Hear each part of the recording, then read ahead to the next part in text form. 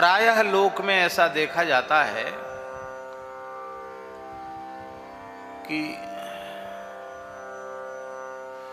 आपने जिसका आश्रय लिया है, यदि उसमें आपके प्रति उदासीनता का भाव आ जाए, पहले तो आप आशा करेंगे, प्रतीक्षा करेंगे कि ये थोड़े शांत हो जाएं, ठंडे हो जाएं, हमारी भूल पता हमें चल जाए, हम उसका प्रायश्चित कर लें। आखिर उदासीनता का कारण क्या है? कारण कोई समझ में आवे नहीं और हो ही नहीं कारण। मान लो समझ में भी ना आवे कारण, कोई ऐसा विशेष कारण भी ना हो, और फिर आपने जिसका आश्रय लिया हो वह आपसे उदासीन हो जाए और उसे अपने सर्वथा अनुकूल बनाने के आपके सारे प्रयत्न विफल हो जाएं, तब आप क्या करेंगे? तो लोक में तो यही देखा जाएगा कि फिर के भैया तुम अपने घर के भले और हम अपने घर के भले, कोई बात नहीं, संसार में सब जी रहे हैं, हम भी जी लेंगे, ठीक है। आपको यही पसंद है, आप हमको देखना ही नहीं चाहते, हमसे उदासीन है, तो ठीक, हमारी आपकी राम राम। और प्रायः संसार में ऐसा ही होता है। और तो और बड़े दुर्भाग्य की बात है, लोग माता पिता से उदासीन हो जाते हैं। धर्म, अर्थ, काम, मोक्ष, चारों पुरुषार्थों की सिद्धि का साधन यह शरीर है, और इस शरीर की प्राप्ति में माता पिता की महत्वपूर्ण भूमिका है, इसलिए उनसे तो उदासीन नहीं होना चाहिए। लेकिन कई बार लोग माता पिता से उदासीन हो जाते हैं।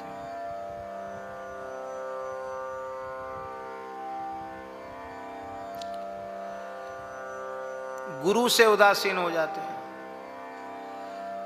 और फिर माता पिता, गुरु, संत, इनसे उदासीन होने के बाद में फिर किनारे भी हो जाते हैं। ऐसा संसार में देखने को मिलेगा। अमुक व्यक्ति अमुक महात्मा से बहुत जुड़े थे, अब क्या हुआ? अरे बोले अब तो कुछ नाम में ही सुनना चाहते। क्या हुआ भाई? उन सब लोगों की गति यही होती है जिनके जीवन में अनन्याश्रय का भाव नहीं। इसलिए शरणागति में अन्याश्रय विष से भी भयंकर विष है।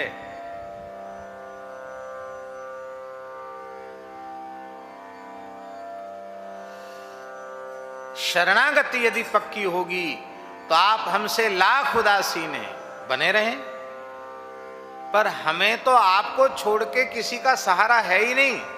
आप प्रसन्न हो तो हम आपके हैं, आप हमारे हैं, तो आप उदासीन हो तो हम आपके हैं, आप हमारे हैं।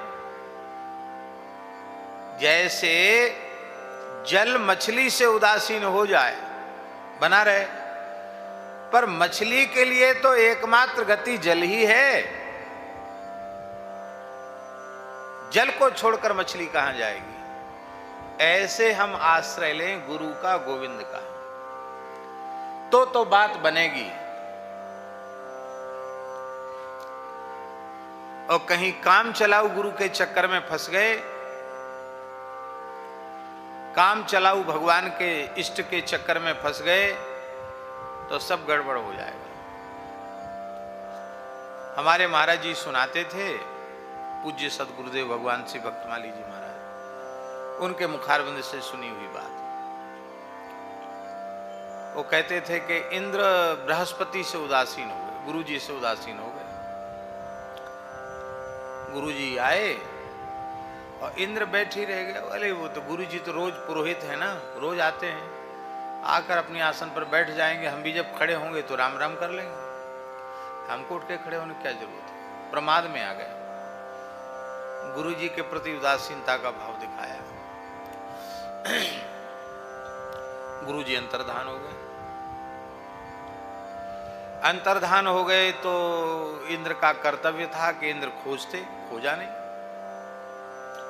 लगा कि पता लगाओ कहाँ गए गुरु जी, घर? बोले घर तो गए नहीं है। कहाँ अंतर्धान हो गए। अरे बोले कहाँ जाएंगे, आ जाएंगे। नहीं आए तो आए ही नहीं, नहीं आए, नहीं आए तो कोई बात नहीं।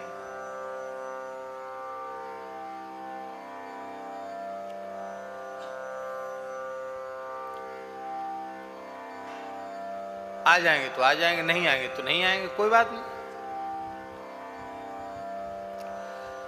दैत्यों को पता चल गया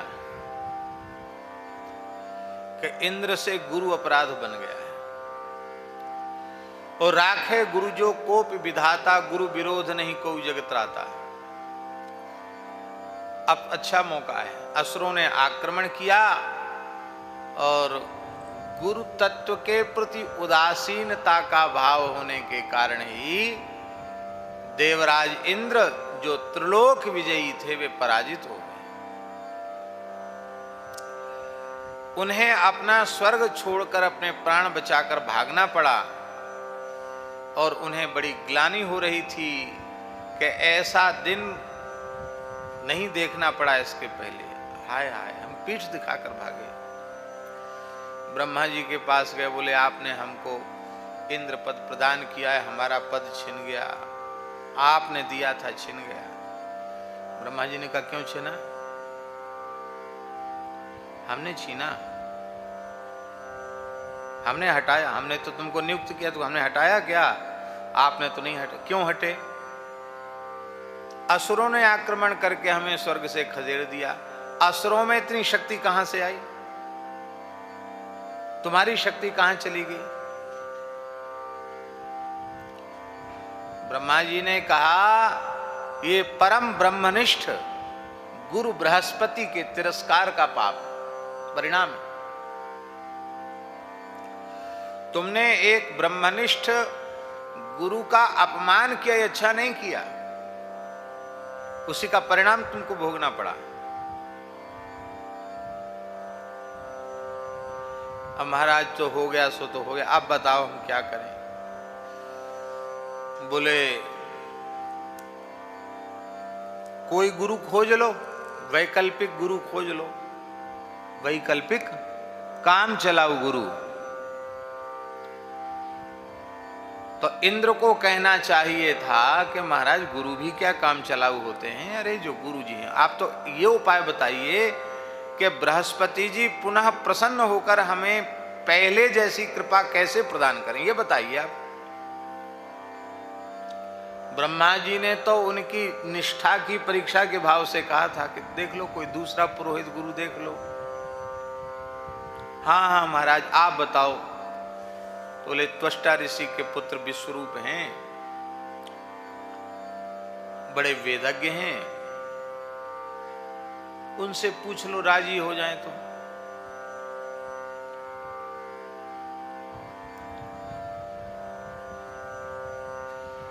विश्वरूप जी को गुरु बना लिया। कथा आप सब जानते हैं। बोले गुरु जी कोई युक्ति बताओ कि शक्ति आवे और हम लोग पुनः स्वर्ग पर काबिज हों। उन्होंने नारायण कवच का उपदेश किया और नारायण कवच विद्या का आश्रय लेकर के पाठ करके देवता बलिष्ठ हुए और पुनः उनका स्वर्ग पर अधिकार हो गया, दैत्य परास्त हो गए। अब इंद्र ने कहा महाराज हमारा बल कमजोर न पड़े, रोज कोई न कोई अनुष्ठान कराते रहिए, यज्ञ करो। यज्ञ होने लग गया विश्वरूप जी के आचार्यत्व में। विश्वरूप जी की माताजी जो थी वो दैत्यों के खानदान की थी। दैत्यों ने आकर के एकांत में विश्वरूप जी से कहा कि आप हमारे भांजे लगते हो, और भांजा ही मामाओं के खानदान को चौपट करने के लिए बड़े बड़े मंत्र स्तोत्र और यज्ञ आदि करा रहा है, तो बड़े दुर्भाग्य की बात है। मामा भांजे का प्यार तो बड़ा प्रसिद्ध है। अरे भांजे राजा कुछ हम लोगों का भी ध्यान रखो। जो कहा था पहले, बहुत ध्यान से सुने, सो मत, पहले ही कहा था विश्वरूप ने कि उपरोहताई का काम अच्छा नहीं है, पौरोहित्य कर्म अच्छा नहीं है, ब्रह्म तेज नष्ट हो जाता है। विगर्हितम धर्मशीलैः ब्रह्मवर्च उपव्ययम। हम शिलोंच वृत्ति से निर्वाह करने वाले, हमको पुरोहित होने की क्या जरूरत है? लेकिन बड़ों ने आदेश दिया है, अपने से बड़ों की बात माननी चाहिए। दोष आया कि नहीं आया? इतने पवित्र आत्मा भी पुरोहिताई करने से दोष आ गया। क्या? उनकी बातों में आ गए। अरे पुरोहित शब्द के अर्थ का तो विचार करते यजमान के निरंतर हित का चिंतन करे, तो कुछ ऐसी क्रिया भी करने लगे आहुति देते समय जिससे असुरों का भी बल बढ़े।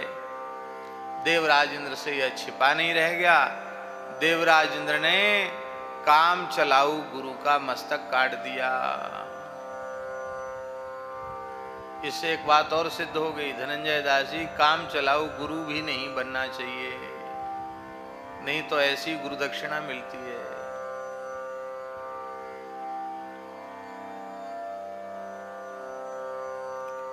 गुरु जी का सिर काट दिया, ब्रह्म हत्या लगी।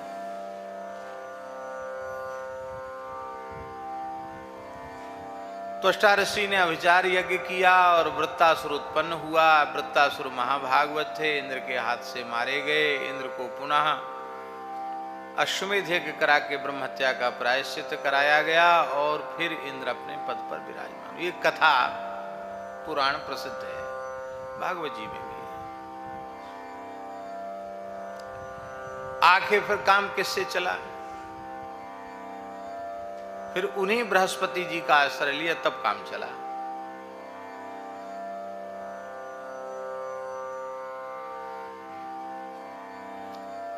ये सिद्धांत बड़ा प्यारा सिद्धांत इस पद में है। अपने से बड़े किसी कारणवश अथवा अकारण उदासीन भी हो जाएं, तो भी छोटों के मन में यह भाव रहना चाहिए कि हमें तो इनके चरणों को छोड़कर हमें दूसरे का आश्रय कहां है? हम कहां जाएंगे? जाऊं कहां तज चरण तिहारे, काको नाम पतित पावन जग के यति दीन प्यारे। जाऊं कहां तज चरण तुम्हारे। ये भाव बहुत जरूरी है।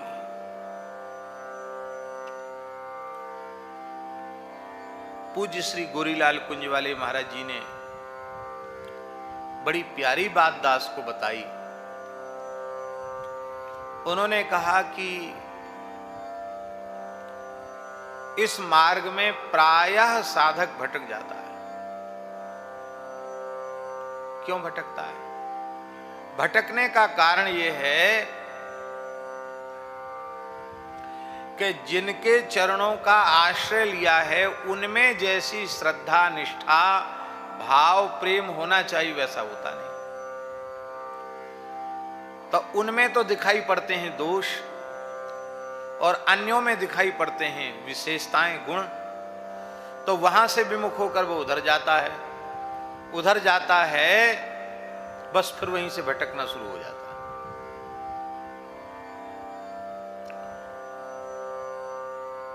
सब संतों में गुरु भाव का दर्शन करे ये ठीक है,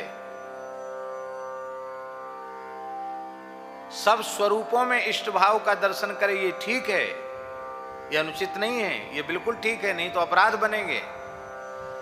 पर एक बात अपने मन में पक्की रखे कि जहां कहीं अपने सद्गुरुदेव भगवान के विचारों के, सिद्धांतों के अनुरूप जहां कहीं कोई बात हमें सुनने के लिए मिलती है, वह आकार प्रकार भले ही भिन्न हो, उस स्वरूप में मेरे सद्गुरु भगवान ही मेरे ऊपर अनुग्रह कर रहे हैं। सब संतों में अपने गुरु जी को देखना, सब स्वरूपों में अपने इष्ट को देखना और ये अनुभव करना, इस धरती के सबसे श्रेष्ठ महापुरुष मेरे गुरुदेव हैं, इस धरती के सबसे श्रेष्ठ सिद्ध हमारे गुरुदेव हैं, इस धरती के सबसे श्रेष्ठ रसिक हमारे गुरुदेव हैं, इस धरती के सर्वश्रेष्ठ भगवत प्राप्त महापुरुष हमारे गुरुदेव हैं। वे होए न होए ये उनके ऊपर जाने, भगवान जाने, वे जाने। ये गोरीलाल कुंजवाले महाराज जी की बात। पर शिष्य में ऐसी भावना होनी चाहिए तो आखिर तो शरीर तो भेद है नहीं, अंतर्यामी तो सबके बिहारी जी ही हैं, ठाकुर जी ही हैं, तो वहीं से उसको सब कुछ मिल जाएगा। अपने इष्ट से बढ़कर के दूसरा कोई इष्ट नहीं है, अपने गुरु से बढ़कर के दूसरा कोई गुरु नहीं है। ये भाव मन में सुदृढ़ रहेगा तो गुरु गोविंद के प्रति कभी उदासीनता का भाव नहीं आएगा, इनका स्वप्न में भी अपराध नहीं बनेगा और जीवन में भटकाव नहीं आएगा। नहीं तो पद पद पर भटकाव दिखाई पड़ेंगे।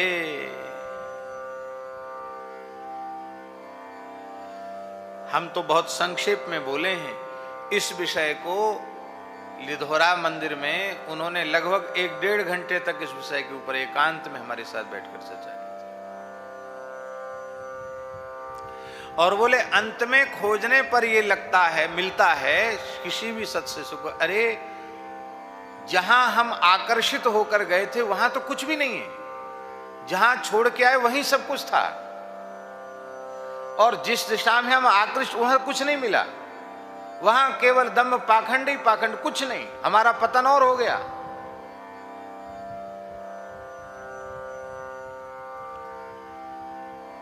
मनमुखी साधन न करे, मनमुखी काम न करे।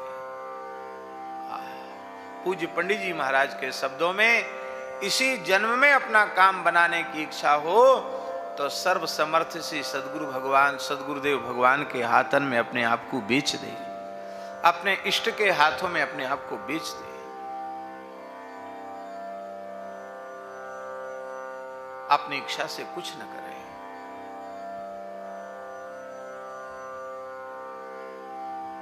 प्रायः होता यही है कि इसी कारण से जीव भटक जाता है। बहुत प्यारा पद है, बहुत ही प्यारा पद है। क्या करें, सब एक से बढ़कर के एक है। भयहु उदास राम मेरे आस रावरी। हे प्रभु, आप भले ही हमसे उदास हो जाएं, उदासीन हो जाएं, पर मुझे तो केवल आपकी ही एकमात्र आशा है, क्योंकि आशा एक राम जी से दूजी आशा छोड़ दे, नाता एक राम जी से दूजा नाता तोड़ दे। केवल एकमात्र आपसे ही आशा है, दूसरे से हमारी आशा नहीं।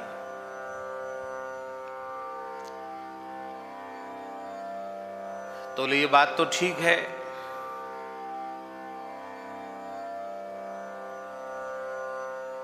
तुम्हें एकमात्र हमसे आशा है,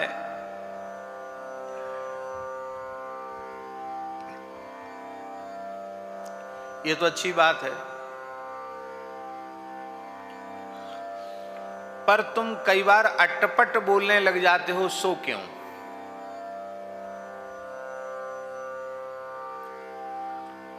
फिर इतना बोलने की जरूरत ही क्या है? इतनी विनय करने की आवश्यकता क्या है?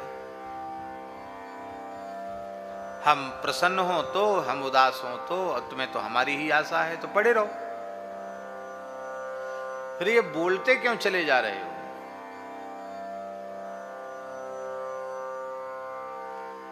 बोलने में अमर्यादा होती है, बोल क्यों रहे हो?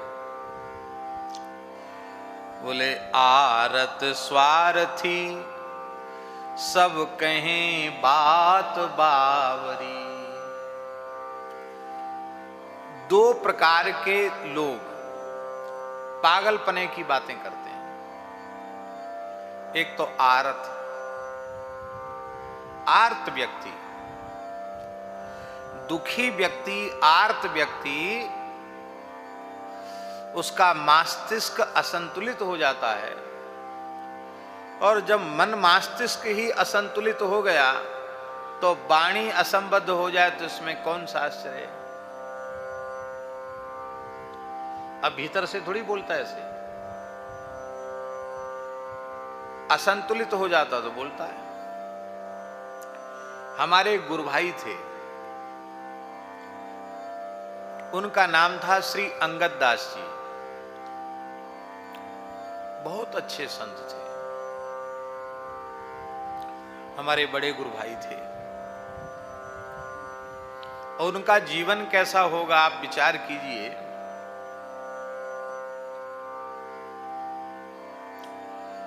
7 वर्ष की आयु में महाराज जी की शरण में आ गए। कितनी आयु में?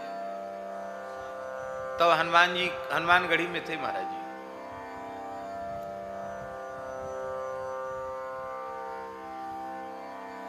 और 9 वर्ष की आयु में तो विरक्त वेश हो गया। 9 वर्ष के बच्चे को विरक्त वेश। आप लोग कहें कि इतने जल्दी कैसे? गुरु महाराज ने आज्ञा दे दी। महाराज जी के गुरु सरपंच बाबा महाराज, शास्त्री जी कहाँ? अंगूठी दे उसको, सामने दीक्षा दे उसको, मेरी आज्ञा है। तुम्हारा नागा बनेगा। हनुमानगढ़ी की बात। अंगदास जी शिष्य हो गए। महाराज जी के ये गुरु भाई थे श्री राम सुरेश दास जी।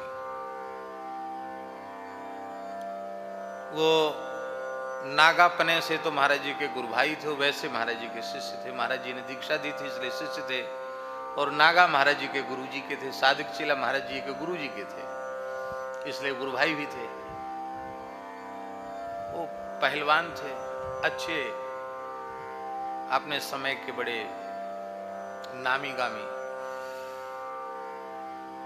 और अंगदास जी के शरीर के खास बड़े भाई भी थे,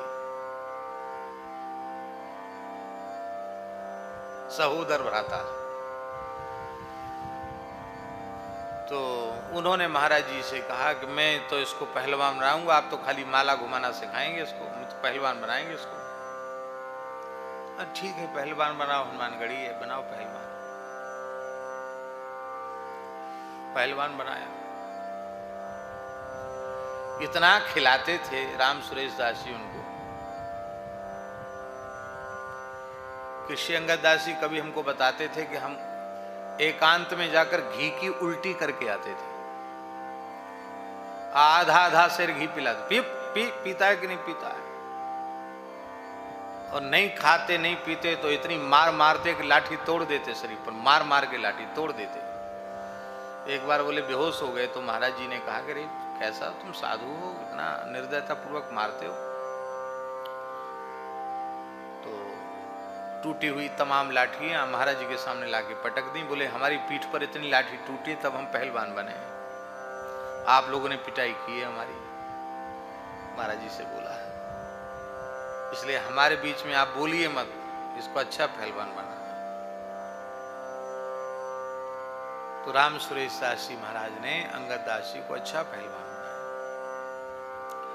उस जमाने में पंजाब केसरी एक बहुत बड़े पहलवान थे, पंजाब केसरी, उनसे भी हाथ मिलाया था उन्होंने। दारा सिंह ने उनको पुरस्कृत किया था अंगद दास जी को। भारत के गिने चुने पहलवानों में नाम आया था। ये शरीर था गौर वर्ण, देखने में लगता था हाँ कोई है महात्मा। और बड़े प्रेमी थे, अनुरागी थे।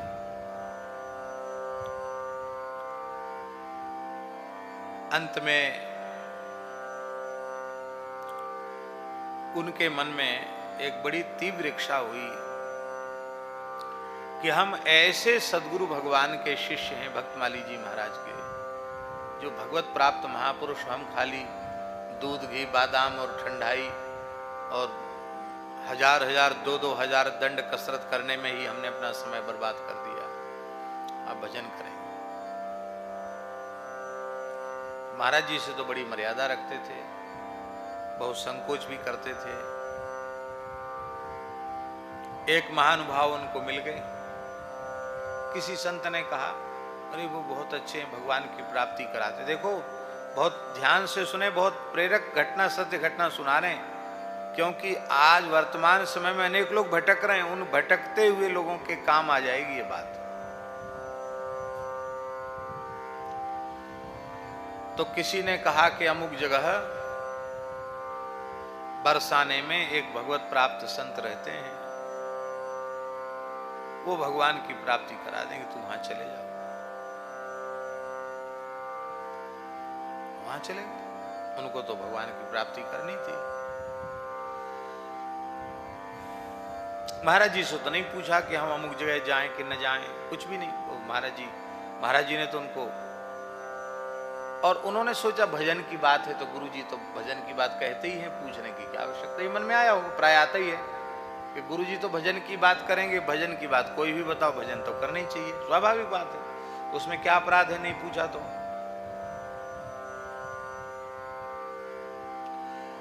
अरे हमसे बिना पूछे आप 108 गिरिराज जी की डंडौती लगाओ तो हम क्या बने कर देंगे कि तुम बीच में छोड़ दो डंडौती? कहेंगे अच्छी बात है, साधु बने किस लिए, डंडौती लगाओ।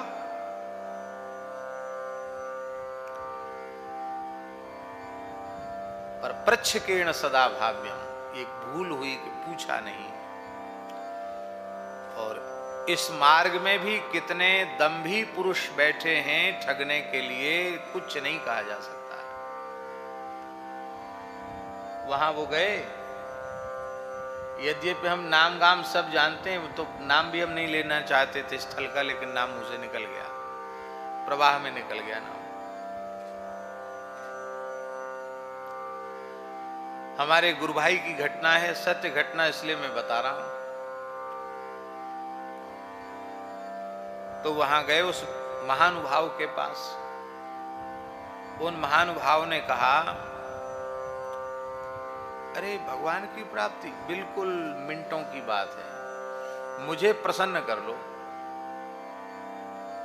मेरे पास रहो, मैं जैसे कहूं वैसे करो, निश्चित तुम्हें भगवान की प्राप्ति हो जाए। गुरु जी की भी कुछ महिमा उनको सुना दी महाराज जी की, तो वो और उनकी श्रद्धा जगे कि इनको मेरे गुरु जी के प्रति बड़ी श्रद्धा है।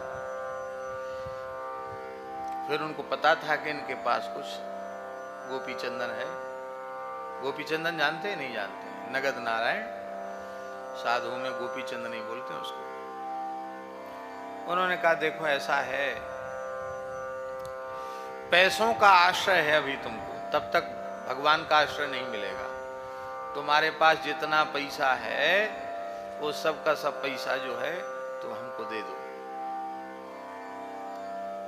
यही तो रास्ता रुका पड़ा है, पैसा मिलती रास्ता खुल जाएगा। पैसा खत्म करो अपना, रास्ता परमार्थ का खुल जाएगा। हमारे निकट रहने वाले एक साधु के साथ वैसे ही हुआ। उसको भी उस दंभी ने कहा, एक दंभी ने कहा कि तुम्हारे पास जितना पैसा है वो तुम दे दो। बोले पैसा तो हमारे पास है नहीं, गुरुजी ने मना कर रखा है दक्षिणा लेने को, अब क्या करें? बोले तुम्हारे घर में तो होगा, तुम्हारे पास कोई खाता पुराना? बोले हाँ हमारे घर में 2 लाख रुपए हमारे खाते में। बोले हाँ वो सब ला करके दे दो मुख खाते में, तभी तुम्हारा कल्याण होगा।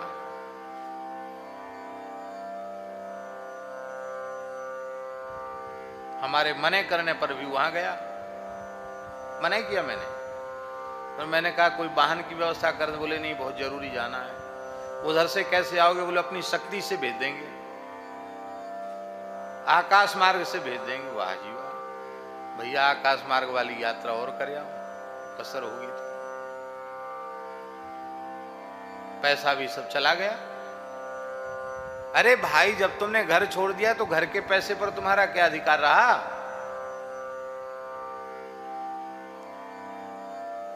ये बहुत विकट घटनाएं घट रही हैं। मेरी हाथ जोड़कर प्रार्थना है, भजन भले ही मत करो, दंभी लोगों से बच के रहो।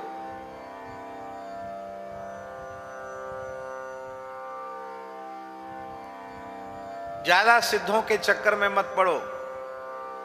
सीधे साधे सरल गुरु जी ने जो नाम सुना दिया, जो भजन का मार्ग बता दिया, उसमें दृढ़ता पूर्वक लग जाओ। तो ऐसे ही हमारे गुरु भाई अंगद दास जी के साथ हुआ।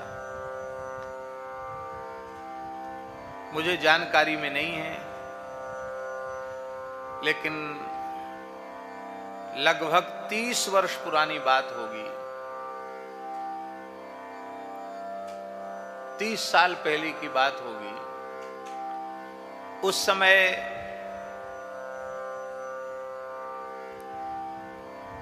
30 वर्ष पुरानी बात होगी, उस समय का कम से कम 5-6 लाख रुपया।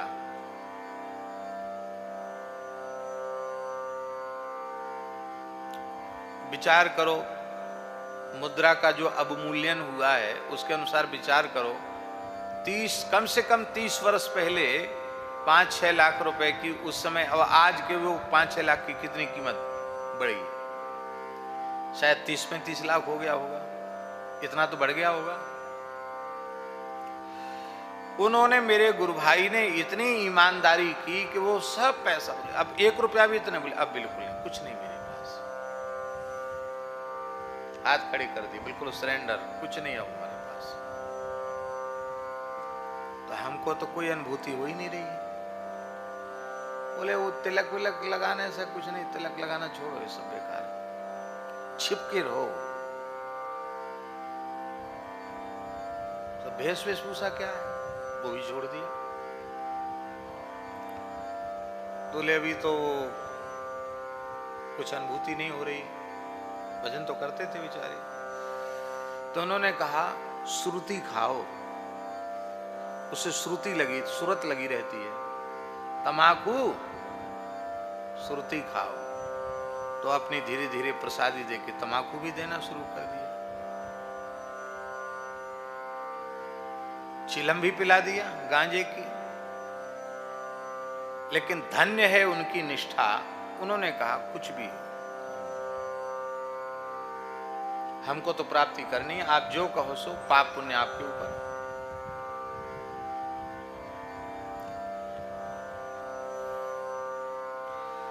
बोले थोड़ा यहाँ पुष्प तो तुमने लगाई रखे हैं श्री जी के लिए, और थोड़ा प्याज भी लगा लो यहाँ। तो महाराज जी प्याज क्या होगा, आज्ञा पालन, लगा लिए, प्याज भी लगा लिया। इसको भून के थोड़ी चटनी बनाओ, अग्नि में भून के, इसकी चटनी भुरता वगैरह बहुत अच्छा बनता है, खाओ इसको।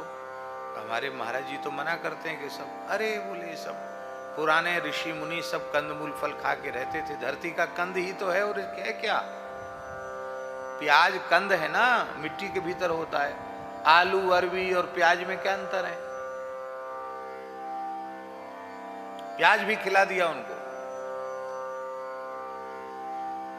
और गुरु निष्ठा ऐसी थी उनमें, अंगद दास जी महाराज में, कि हम महाराज जी के साथ एक बार बरसाने में कथा थी, वहां गए तो महाराज जी बोले चलो अंगद दास जी से मिले आए। सदगुरु भगवान भी कैसे थे, बोले चेला को फुर्सत नहीं तो जो गुरु जी ही चलें चेला के पास मिलने। महाराज जी और हम 2 मूर्ति पैदल पैदल चले, राधा बाग के सामने से होके जा रहे थे, और हमारे गुरु भाई अंगद दास जी एक कमंडल भर के देशी गुलाब के फूल भर के श्री जी में गुलाब के फूल अर्पित करने जा रहे थे। जैसे ही महाराज जी को और हमको आते हुए देखा, गर्मी का समय था, बालू तप रही थी, उस तपती हुई बालू में एकदम धड़ाम से गिर गए, सीधे के सीधे गिर गए, और इतना रुदन किया, इतना रुदन किया कि अपने नेत्रों के जल से महाराज जी के चरणों का प्रक्षालन कर दिया। महाराज जी हरिशरणम हरिशरणम कह के हाथ फिराते रहे।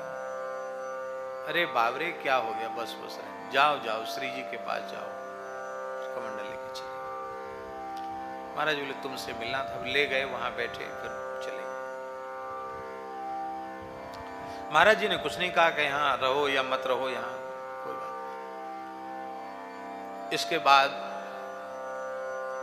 कुछ समय बाद इन्होंने कहा कि वो हमारे तो कुछ भी नहीं हुआ, हम तो जो कुछ करते थे वो भी नष्ट हो गया। अरे कम से कम तिलक लगाते थे, इतने 1000 मंत्राज का जप करो, सब खत्म हो गया, आपके पास रहने से उनको लाभ कुछ नहीं हुआ। अब ठहरे अखाड़ मल्ल। तो उन्होंने कहा देखो हम सब छोड़ दिए हैं पहलवानी कुश्ती, लेकिन पटक पटक के मारेंगे और समझ लो हमारा पैसा सब वापस ले लेंगे हम। उन्होंने कुछ ऐसा तंत्र प्रयोग करके उनको कुछ खिला पिला दिया। वो तंत्र मंत्र वाले ऐसे लोग टटका टोना तंत्र मंत्र भी जानते हैं कि अंगद दास जी महाराज, उनका दिमाग पागल जैसा हो गया। और उसी पागल, मैंने ऐसे पागल तो नहीं कि कपड़े फाड़े, लेकिन अव्यवस्थित हो गया। फिर वो महाराज जी के पास आए।